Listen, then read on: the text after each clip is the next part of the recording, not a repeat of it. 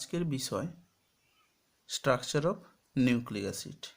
Nucleic acid সজীব কোষে থাকা একটি জৈব যৌগ, যা সমস্ত সজীব কোষেই থাকে। এমনকি জীবজড়ের মধ্যবর্তী পর্যায়ে ভাইরাসের দেহেও কিন্তু এই নিউক্লিক অ্যাসিড লক্ষ্য করা যায়। নিউক্লিক অ্যাসিড দুই ধরনের, ডিএনএ এবং আরএনএ।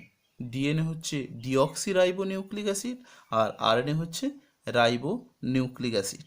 এই ডিএনএ এবং আরএনএ তথা নিউক্লিক অ্যাসিড সমস্ত জৈবনিক বৈশিষ্ট্যের বহিঃপ্রকাশ করতে সাহায্য করে, অর্থাৎ সজীব কোষ তথা সমস্ত জীবের যে জৈবনিক বৈশিষ্ট্য সবগুলোই কিন্তু এই নিউক্লিক অ্যাসিডের দ্বারাই কিন্তু তার বহিঃপ্রকাশ হয় বা সমস্ত বৈশিষ্ট্যের বহিঃপ্রকাশ ঘটে। এবার চলে যাব যে নিউক্লিক অ্যাসিডের গঠন।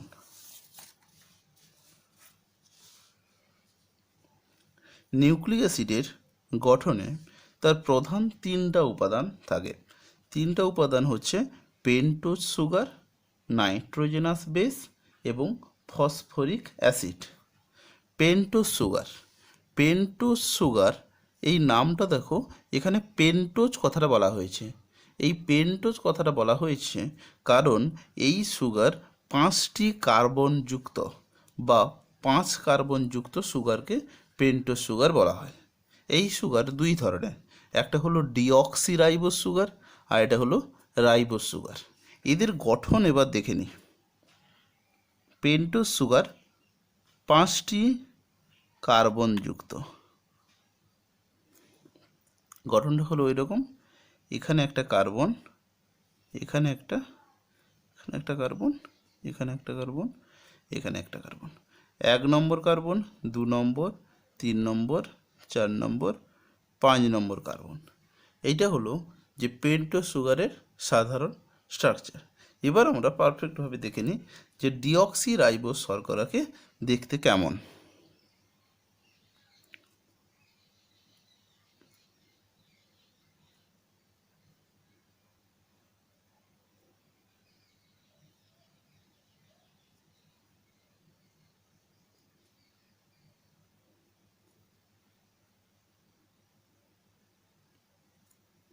এটাই হচ্ছে ডিঅক্সিরাইবোজ সুগার। আচ্ছা, এখানে দেখো ডিঅক্সি এই কথাটা বলা হয়েছে কারণ হচ্ছে 2 নম্বর কার্বনে কোনো অক্সিজেন থাকে না। এখানে দেখো সবগুলো কার্বনের সঙ্গে কিন্তু অক্সিজেন যুক্ত। 1 নম্বর কার্বনে এখানে অক্সিজেন, 2 নম্বর কার্বনে শুধু অক্সিজেন নেই, 3 নম্বর কার্বনে অক্সিজেন, 4 নম্বর কার্বনেও অক্সিজেন আছে, 5 নম্বর কার্বনেও অক্সিজেন আছে, শুধু 2 নম্বর কার্বনে অক্সিজেন নেই। তাই এর নাম হচ্ছে 2-ডিঅক্সিরাইবোজ সুগার। এবার দেখব রাইবোজ সুগারের গঠন।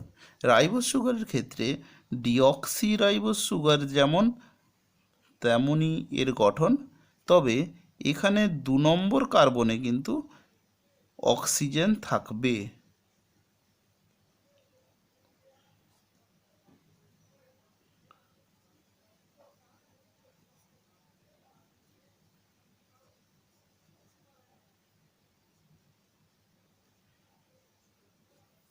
দেখো এখানে 1 নম্বর কার্বন, 2 নম্বর কার্বন, এই 2 নম্বর কার্বনে অক্সিজেন আছে, যেটা ডিঅক্সিরাইবোজ সুগারের ক্ষেত্রে ছিল না। তাহলে এই দুটো সুগারের মধ্যে পার্থক্য হলো এই অক্সিজেনের উপস্থিতি এবং অনুপস্থিতি। এবার ডিঅক্সিরাইবোজ সুগার এটা ডিএনএর ক্ষেত্রে থাকে, তাই ডিএনএর পুরো নাম ডিঅক্সিরাইবো নিউক্লিক অ্যাসিড। আর রাইবোজ সুগার থাকে আরএনএর ক্ষেত্রে। এরপরে চলে আসি নাইট্রোজেনাস বেস। এই নাইট্রোজেনাস বেস হলো নিউক্লিক অ্যাসিডে থাকা কার্বন ও নাইট্রোজেনের হেটারোসাইক্লিক বলয় দ্বারা গঠিত ক্ষারধর্মী একটি উপাদান, যেটাকে বলা হচ্ছে নাইট্রোজেনাস বেস। নাইট্রোজেনাস বেস দু ধরনের, একটা হলো পিউরিন আর এটা হলো পিরিমিডিন। এবার দেখব পিউরিন। পিউরিনের গঠনটা যদি আমি সাধারণ গঠন আঁকি,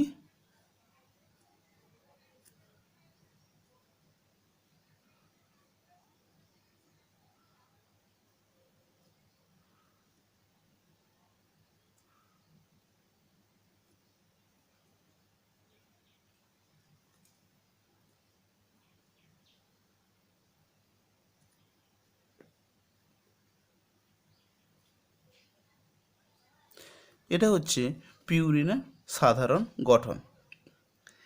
এক্ষেত্রে দেখো নাইট্রোজেনাস বেসের ক্ষেত্রে বলেছিলাম যে কার্বন নাইট্রোজেনের হেটারোসাইক্লিক বলয়। এখানে দেখো এই যে বলয় দুটি আমি এঁকেছি সেটা হলো দেখো কার্বন আছে, নাইট্রোজেন আছে, এখানে নাইট্রোজেন, এখানে নাইট্রোজেন, নাইট্রোজেন, তাহলে কার্বন নাইট্রোজেনের হেটারোসাইক্লিক বলয় এগুলো।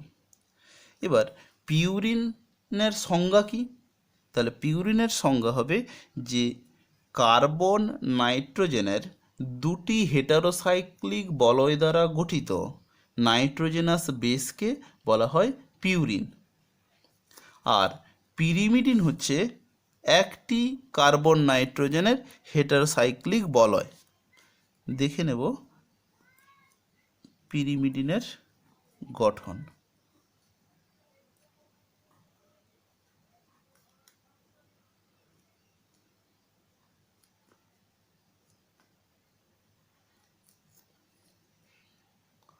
এটা হচ্ছে পিরিমিডিনের সাধারণ স্ট্রাকচার। পিরিমিডিনের সংজ্ঞা হচ্ছে কার্বন নাইট্রোজেনের একটি হেটারোসাইক্লিক বলয় দ্বারা গঠিত নাইট্রোজেনাস বেসকে বলা হয় পিরিমিডিন। এবার এদের উদাহরণ। পিউরিন হচ্ছে দুই প্রকারের, অ্যাডেনিন এবং গুয়ানিন।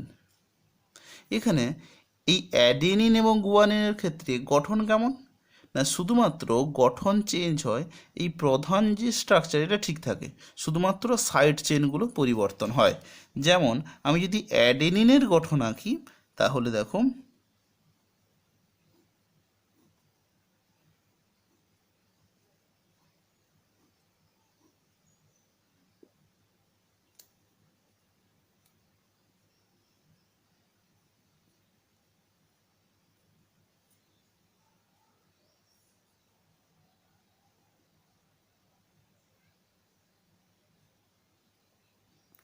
এখানে এনএইচ গ্রুপ আছে, এটাই হচ্ছে পিরিমিডিনের অ্যাডেনিনের ক্ষেত্রে গঠন। আর সাধারণভাবে কিন্তু আর সব ঠিক থাকবে। তাহলে দেখো এই সাইড গ্রুপটাই শুধু অ্যাডেনিন নিয়ন্ত্রণ করছে, গঠনটা নির্ণয় করছে। এরপরে দেখো গুয়ানিনের ক্ষেত্রে যদি দেখি, এখানেও কিন্তু একইভাবে আমাকে গঠনটা আঁকতে হবে।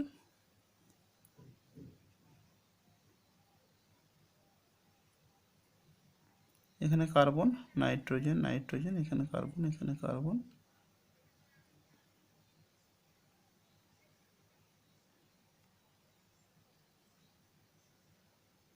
এক্ষেত্রে সাইড চেন বলতে এখানে একটা ডবল বন্ড অক্সিজেন থাকে আর এখানে একটা NH2 থাকে। এই হলো গুয়ানিন।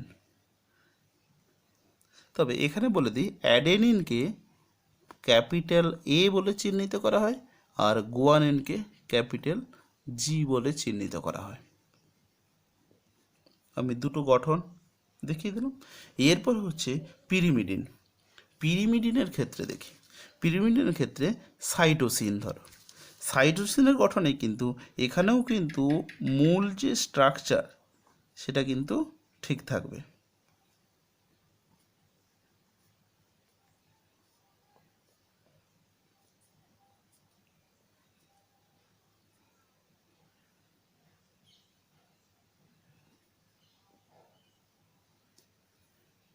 এটাই হচ্ছে সাইটোসিন।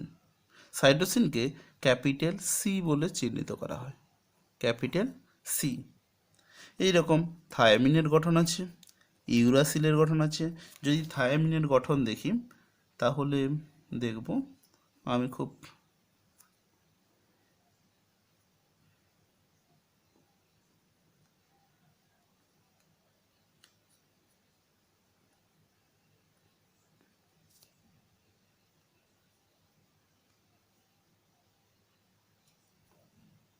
এটা হচ্ছে থায়ামিন, এটা টি দ্বারা চিহ্নিত করা হয় আর ইউরাসিলকে ইউ দ্বারা চিহ্নিত করা হয়। এটা মোটামুটি নাইট্রোজেনাস বেসের গঠন।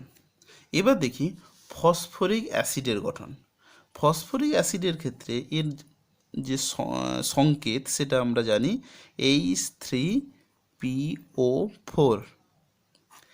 H3PO4 এর যদি গঠন দেখি তাহলে কেন্দ্রীয় মৌল হলো ফসফরাস, তার সঙ্গে একটা ডবল বন্ড অক্সিজেন আর হাইড্রোক্সিল মৌলগুলি থাকে।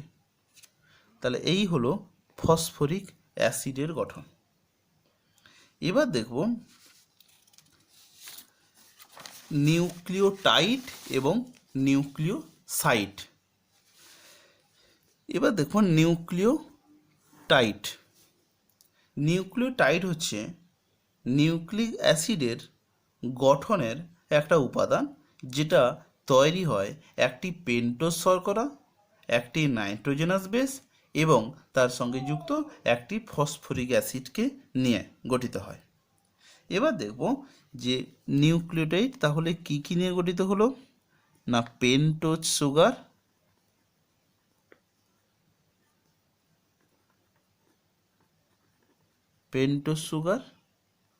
প্লাস নাইট্রোজেনাস বেস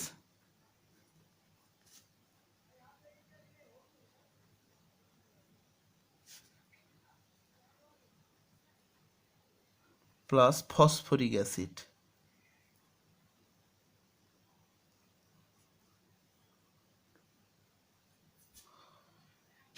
এই তিনটা উপাদান নিয়ে একসঙ্গে গঠিত হয় নিউক্লিওটাইড।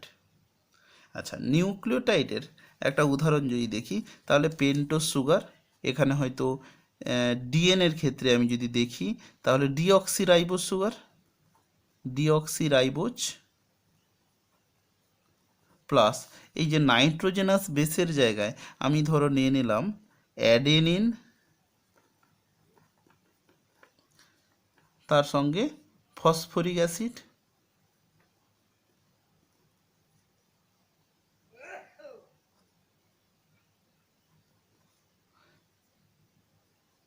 এই তিনটাকে একসঙ্গে কি বলা হবে না, অ্যাডেনাইলিক অ্যাসিড।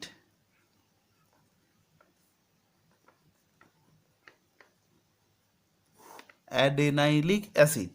এইভাবে নাইট্রোজেন বেসগুলো চেঞ্জ হওয়া মাত্র এর নামগুলো এই রকমই হবে, অ্যাডেনাইলিক অ্যাসিড। এই অ্যাডেনিনের জায়গায় যদি গুয়ানিন থাকতো গুয়ানাইলিক অ্যাসিড, যদি থাইমিন থাকতো থাইমিডাইলিক অ্যাসিড। এরপর দেখি যেই নিউক্লিওটাইডের গঠন, ধরো এই অ্যাডেনাইলিক অ্যাসিড এর গঠনটা যদি দেখি তাহলে একটা পেন্টোজ শর্করা, আমি এইরকমই আঁকলাম পেন্টোজ শর্করা, এর 1 নম্বর কার্বনে যুক্ত আছে অ্যাডেনিন। তাহলে অ্যাডেনিনটা আমি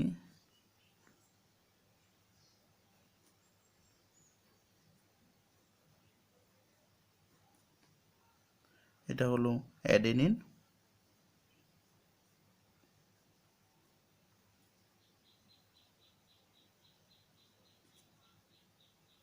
আর এখানে থাকবে phosphoric acid.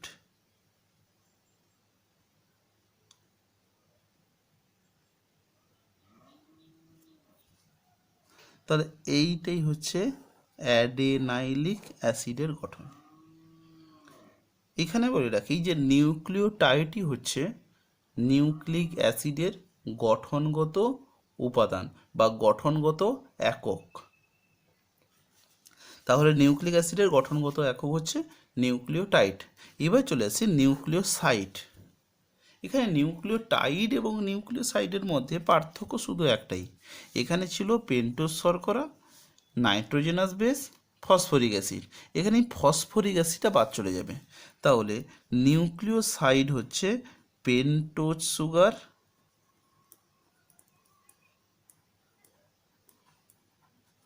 Plus nitrogenous base, এটাই হচ্ছে নিউক্লিওসাইড। এবার ডিঅক্সি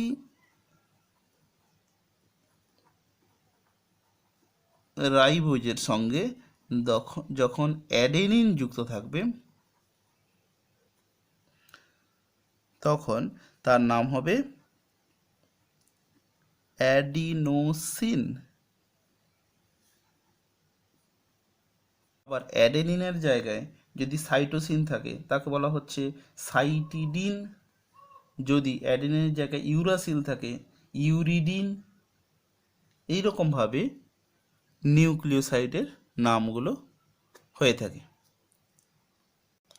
এরপরে যাব ডিএনএর গঠন। তাহলে এরপরে ডিএনএর গঠন,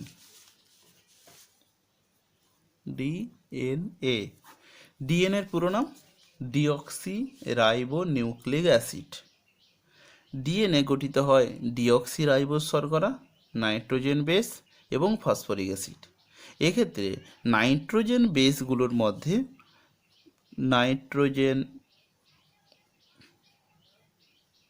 বেসের মধ্যে যেগুলো থাকে সেটা হলো অ্যাডেনিন থাকবে, গুয়ানিন থাকবে, সাইটোসিন থাকবে, থাইমিন থাকবে, ইউরাসিল থাকবে না।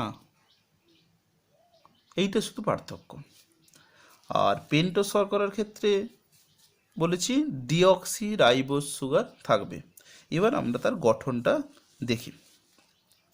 গঠনের ক্ষেত্রে আমরা যদি এইভাবে গঠন আঁকি তাহলে দেখো আমি পরপর পেন্টোজ শর্করাগুলি এঁকে যাচ্ছি।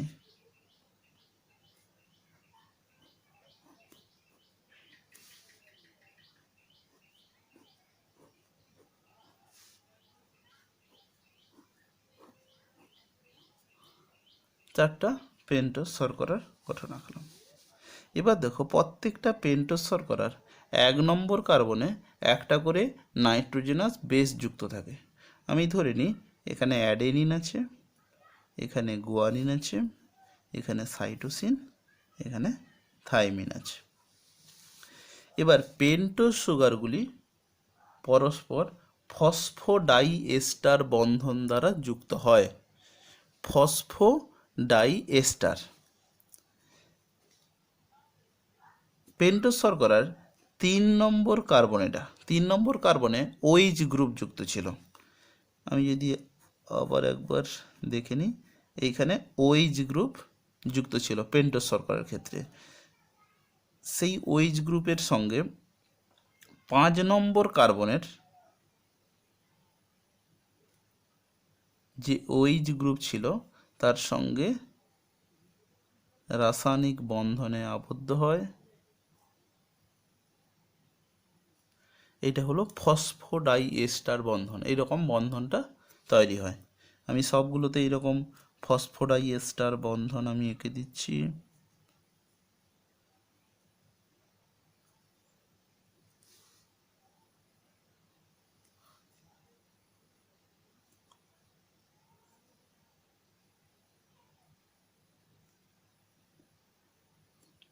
ফসফোডাইএস্টার এঁকে দিলাম। এটা হচ্ছে একটা শৃঙ্খল তৈরি হলো। এই শৃঙ্খলটা শুধু এইটুকু সেরকম নয়, আরও বড় হতে পারে, এইদিকে আরও থাকতে পারে বা নিচের দিকে আরও থাকতে পারে। ডিএনএ দ্বিতন্ত্রী হয় সবসময়, তার জন্য এর পাশে আর একটা তন্ত্র থাকবে, এইরকম গঠন। তবে সেই গঠনটা একটু উল্টো হবে। আচ্ছা, আমি কাগজটাকে উল্টে নিয়ে আমি পেন্টোজ শর্করাগুলো লিখছি।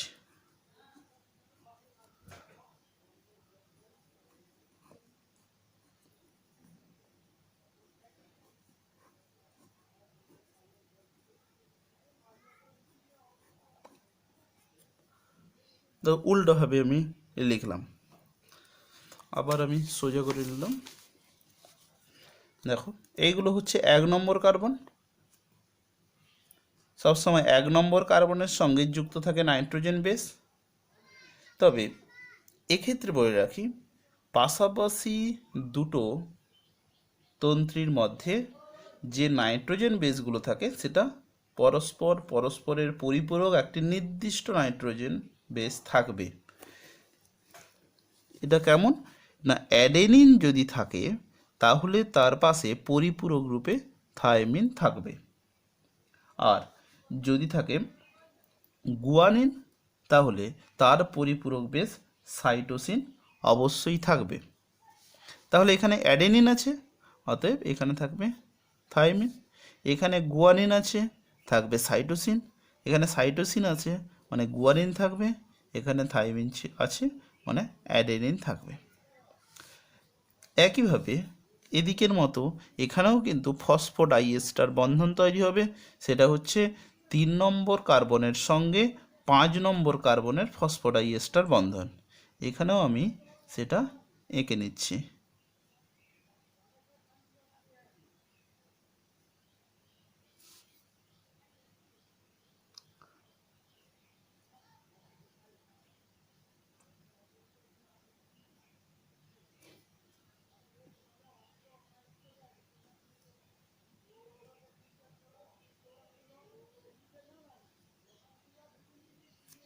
এখানেও ফসফোডাইএস্টারগুলো এঁকে নিলাম। এবার দেখো, পাশাপাশি দুটো তন্ত্রী থাকলে তো শুধু ডিএনএর গঠন হবে না, এবার দুটো তন্ত্রীর মধ্যে একটা সম্পর্ক থাকবে। সেই সম্পর্কটা কি না, পরস্পরের সঙ্গে যুক্ত থাকবে হাইড্রোজেন বন্ধন দ্বারা। হাইড্রোজেন বন্ধনগুলো সৃষ্টি হবে অ্যাডেনিন এবং থাইমিনের সঙ্গে ডবল হাইড্রোজেন বন্ধন থাকবে, আর গুয়ানিন ও সাইটোসিনের মধ্যে 3টি হাইড্রোজেন বন্ধন থাকবে। এবার দেখো আমি এঁকে নিচ্ছি ডবল হাইড্রোজেন বন্ধন, ট্রিপল হাইড্রোজেন বন্ধন, ট্রিপল হাইড্রোজেন বন্ধন, ডবল হাইড্রোজেন বন্ধন। এই গেল মোটামুটিভাবে ডিএনএর গঠন। এবার এটা আমি জাস্ট ছোট্ট একটা ফ্র্যাগমেন্ট আঁকলাম, কিন্তু এইটা অনেক বড় হতে পারে। যত বড়ই হোক না কেন, একেবারে শেষ প্রান্তে দেখি যে একটা তন্ত্রীর শেষ প্রান্তে যদি উপরে দেখো, এখানে 5 নম্বর কার্বনটা কিন্তু ফাঁকা আছে, মানে বন্ড সৃষ্টি করেনি, অর্থাৎ 5 নম্বর কার্বন মুক্ত অবস্থায় আছে। সেটা যত বড়ই তন্ত্রী হোক না কেন, যত বড় ডিএনএ হোক না কেন, তার একটা শেষ আছে। তাহলে যে প্রান্তে 5 নম্বর কার্বন বন্ধন তৈরি করবে না, অর্থাৎ মুক্ত অবস্থায় থাকবে, সেই প্রান্তকে বলা হচ্ছে 5 প্রাইম প্রান্ত। 5 প্রাইম প্রান্ত। আর সেই তন্ত্রীর উল্টা দিকে বা অপোজিট প্রান্তটা থাকবে 3 প্রাইম, কারণ এই দিকে 3 নম্বর কার্বন বন্ধন তৈরি করেনি বা মুক্ত অবস্থায় আছে, তাই এটাকে বলা হচ্ছে 3 প্রাইম। দেখো অন্য তন্ত্রীটায় উল্টাটা হবে, এখানে দেখো 5 প্রাইম, এখানে হবে 3 প্রাইম, কারণ এখানে 3 নম্বর কার্বন মুক্ত অবস্থায় আছে। তার উল্টা দিকে হবে 5 প্রাইম, কারণ এখানে 5 নম্বর কার্বনটি মুক্ত অবস্থায় আছে। এবার প্রশ্ন এরকম হতে পারে যে 5 প্রাইম প্রান্ত বলতে কি বোঝো? তাহলে নিউক্লিক অ্যাসিডের গঠনে যে প্রান্তে বা নিউক্লিক অ্যাসিডের যে প্রান্তে পেন্টোজ শর্করার 5 নম্বর কার্বন মুক্ত অবস্থায় থাকে, তাহলে সেই প্রান্তটাকে বলা হচ্ছে 5 প্রাইম প্রান্ত। এবার দেখো ডিএনএর এই যে দুটো তন্ত্রীর মধ্যে পরস্পরের দূরত্ব হচ্ছে 20 আর্মস্ট্রং। এর মধ্যে দূরত্ব হচ্ছে 20 আর্মস্ট্রং। আর একটি নাইট্রোজেন বেস থেকে আরেকটি নাইট্রোজেন বেস পরস্পরের দূরত্ব হচ্ছে প্রায় 3.4 আর্মস্ট্রং। তবে আমরা যে ছবিটা আঁকলাম সেই অনুসারে কিন্তু ডিএনএটি হচ্ছে ডবল স্ট্র্যান্ড সিঁড়ির মতো, কিন্তু বাস্তব ক্ষেত্রে সিঁড়ির মতো থাকে না, প্যাঁচালো অবস্থায় থাকে বা সর্পিল আকারে প্যাঁচ সৃষ্টির মাধ্যমে থাকে বা অবস্থান করে। ডিএনএর প্যাঁচালো যে গঠনটা হচ্ছে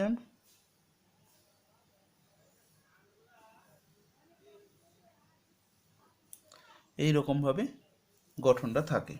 আমি আরো ভালো করে আঁকলে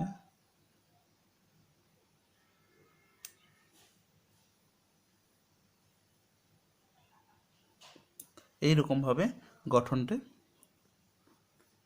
এগুলো হলো নাইট্রোজেন বেস। তাহলে দেখো এই যে পাক খাচ্ছে, সাধারণত দক্ষিণাবর্ত কুণ্ডলী হয়। এক্ষেত্রে প্রতিটা পাক, মানে ধরো এইখান থেকে এখান পর্যন্ত কিন্তু একটা পাক, একটা পাক, একটা পাকে 10টি নাইট্রোজেন বেস জোড়া থাকে বা 10 জোড়া নিউক্লিওটাইড থাকে। অর্থাৎ এরকম একটা নিউক্লিওটাইড জোড়া, এটা একটা নিউক্লিওটাইড জোড়া, এদিকে একটা, এদিকে একটা, এরকম 10টি নিউক্লিওটাইড থাকে। অর্থাৎ প্রত্যেকটা নিউক্লিওটাইডের মধ্যে দূরত্ব 3.4 আর্মস্ট্রং, আর টোটাল একটি পাকের দৈর্ঘ্য হচ্ছে 34 আর্মস্ট্রং। ডিএনএর গঠনের ক্ষেত্রে আর কিছু জিনিস দেখে নিই। একটা হচ্ছে এইগুলোই হচ্ছে একটা নিউক্লিওটাইড, পেন্টোজ শর্করা, নাইট্রোজেন বেস আর ফসফরিক অ্যাসিড, আর ফসফরিক অ্যাসিডটা বাদ দিলে এটা হচ্ছে একটি নিউক্লিওসাইড। আর একটা জিনিস তোমাদের ডিএনএর ক্ষেত্রে জানতে হবে, একটা হলো যে আমাদের দেহের মধ্যে যে বা কোষের মধ্যে যে ডিএনএ থাকে, সেই ডিএনএর পরিমাপের একক হচ্ছে পিকোগ্রাম। কি বললাম? পিকোগ্রাম। সাধারণত একটা কোষের মধ্যে 5.6 পিকোগ্রাম, 5.6 পিকোগ্রাম ডিএনএ থাকে। এই ডিএনএর গঠন আমরা যেটা এতক্ষণ পড়লাম, সেই গঠনটা কিন্তু আবিষ্কার করেছিলেন বিজ্ঞানী ওয়াটসন এবং ক্রিক। এরপরে চলে আসবো আরএনএ এর গঠন।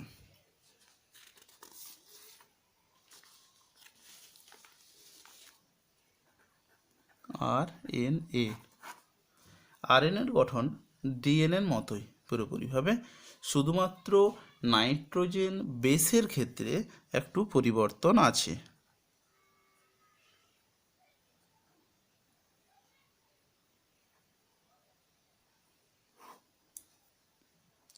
নাইট্রোজেন বেস, এখানে অ্যাডেনিন আছে, গুয়ানিন আছে, সাইটোসিন আছে, আর আছে ইউরাসিল।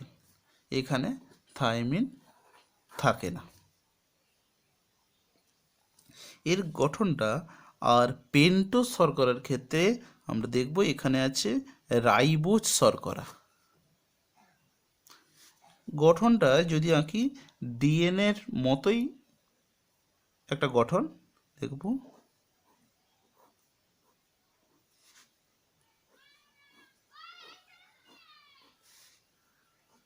দেখো এখানে ডিএনএর মতোই এখানে 3 নম্বর কার্বনের সঙ্গে 5 নম্বর কার্বনের এস্টার বন্ধন তৈরি হবে।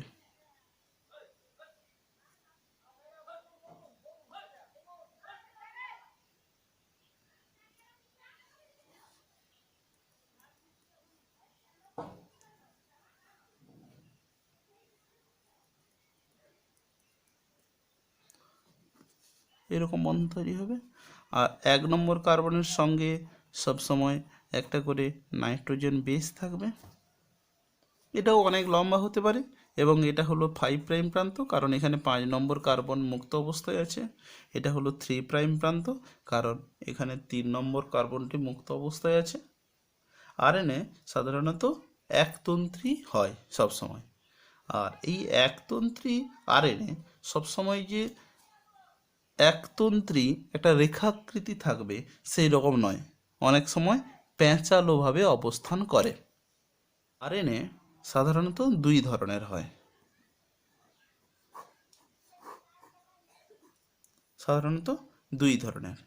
একটা হলো জেনেটিক আরএনএ আর একটা হলো নন জেনেটিক আরএনএ। জেনেটিক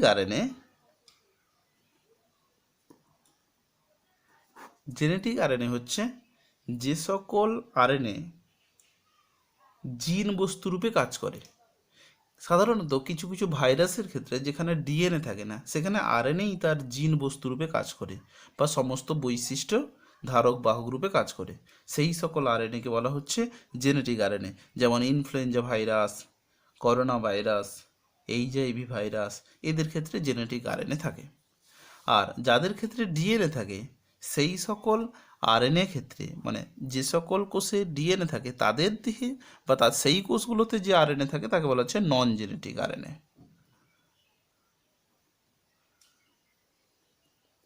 এই নন জেনেটিক আরএনএ 3 প্রকারের: এমআরএনএ, আরআরএনএ, টিআরএনএ।